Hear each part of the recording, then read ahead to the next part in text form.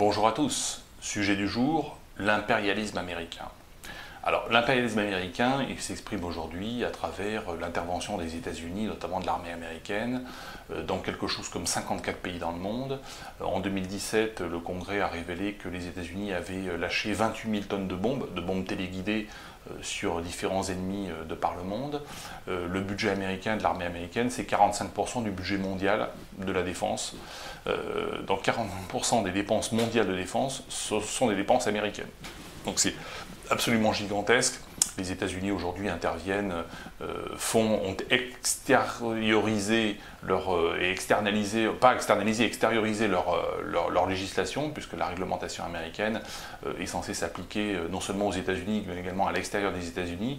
Et les pays qui ne respectent pas la réglementation américaine sont menacés de sanctions aux États-Unis, comme les États-Unis c'est la première ou la deuxième économie mondiale, enfin ça dépend comment on compte, et que toutes les entreprises ont besoin de travailler, en tout cas les grandes entreprises ont besoin de travailler aux États-Unis, elles sont obligées de se plier au règlement du législateur américain, ce qui est proprement stupéfiant, mais c'est comme ça que ça fonctionne. Donc l'impérialisme américain, c'est une réalité aujourd'hui dans le monde.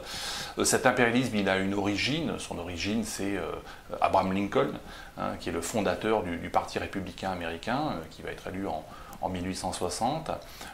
Ce président Lincoln, c'est un homme, c'est un humaniste, d'un côté, c'est quelqu'un qui est pour la paix des braves. En même temps, c'est un personnage religieux, c'est un personnage religieux fanatique qui pense qu'il faut réaliser une deuxième révolution américaine. Donc après celle de Washington et de Jefferson, eh bien, il veut une deuxième révolution américaine qui est une révolution puritaine.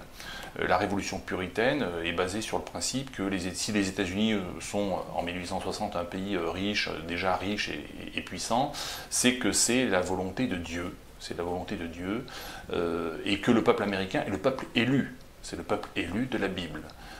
Donc c'est extrêmement important dans la philosophie lincolnienne. Cette philosophie, il va la mettre en œuvre lorsqu'il voudra faire centraliser davantage de pouvoir à Washington, ce que les États du sud des États-Unis vont refuser, ils vont faire sécession, vous le savez. Donc Abraham Lincoln va en fait déclencher cette guerre finalement de sécession, mais la guerre de sécession, Lincoln ne s'arrêtera pas à la guerre de sécession, en tout cas la philosophie républicaine ne s'arrêtera pas là, puisque après avoir vaincu les sudistes, eh bien, les républicains américains vont partir à la conquête de l'Ouest américain et provoquer un génocide indien. Dès 1862, Abraham Lincoln va éditer ce qu'on appelle l'Homestead Act, qui permet à tout colon qui s'installe dans les territoires indiens, en fait, de devenir propriétaire avec des conditions très avantageuses. Et ce qui va attirer des millions de migrants européens et de l'Est des États-Unis qui vont s'installer à l'Ouest, et ce qui va provoquer effectivement cette conquête de l'Ouest. Et puis après, à la fin du XIXe siècle, eh bien, les différents présidents républicains ou autres, ou démocrates, parce que finalement c'est une philosophie qui va se répandre dans l'ensemble de la classe politique américaine, vont se lancer dans des conquêtes coloniales. Déjà en 1897-1899, la guerre contre l'Espagne, donc les États-Unis vont gagner la guerre contre l'Espagne, conquérir Cuba, Porto Rico, également Guam, les Philippines, dans le Pacifique.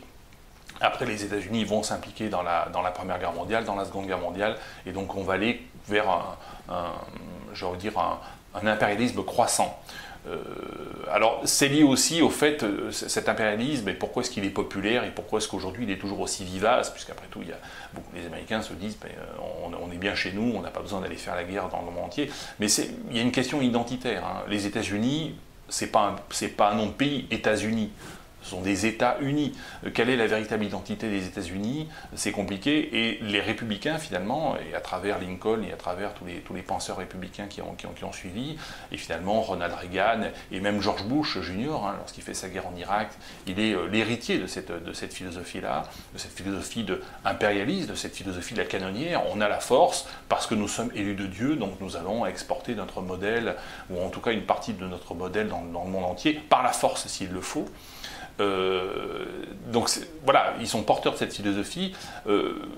Qu'est-ce qui fait qu'elle est populaire quand même dans une partie de l'opinion américaine et notamment chez certaines élites? Ben, c'est parce que ça permet effectivement, cette identité biblique permet de donner à l'Amérique effectivement une légitimité face à l'histoire. On va chercher dans la Bible la légitimité historique des États-Unis. Les États-Unis pourraient demain s'appeler par exemple Sion, hein, si on suit la logique biblique, en tant que peuple élu.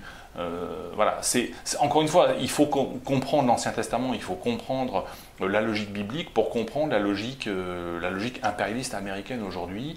Son attachement pour Israël est lié aussi à ça, hein, c'est-à-dire qu'il considère finalement l'État d'Israël quelque part comme le 51e État américain, comme un État un peu mythique, comme un État un peu historique, bien que, encore une fois, Israéliens et Américains ne sont pas sur la même longueur d'onde, parce que les chrétiens fondamentalistes américains veulent convertir les juifs au christianisme, et les juifs israéliens, notamment les plus religieux, ne veulent pas entendre parler d'une quelconque tutelle américaine. Donc il y a beaucoup de malentendus dans cette alliance et dans cette coalition.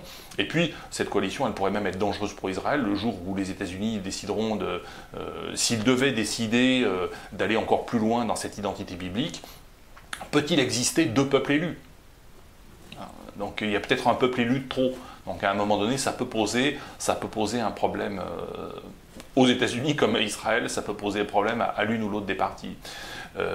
Voilà. Alors aujourd'hui, on est dans qu'est-ce qu'il faut faire face à cet impérialisme américain? J'ai envie de dire, cet impérialisme américain subira le même sort et partagera le sort de tous les empires qu'on a connus dans le passé, que ce soit l'URSS, que ce soit l'empire nazi ou autre. Plus il ira dans la guerre, plus il ira il sera sur la voie de la scélératesse et du crime de guerre et du crime de masse, plus il se rapprochera du moment de sa faillite et de sa banqueroute. Alors sur la dimension économique, hein, l'Amérique est un pays qui vit largement à crédit, qui a d'énormes déficits commerciaux, cela ne durera pas éternellement.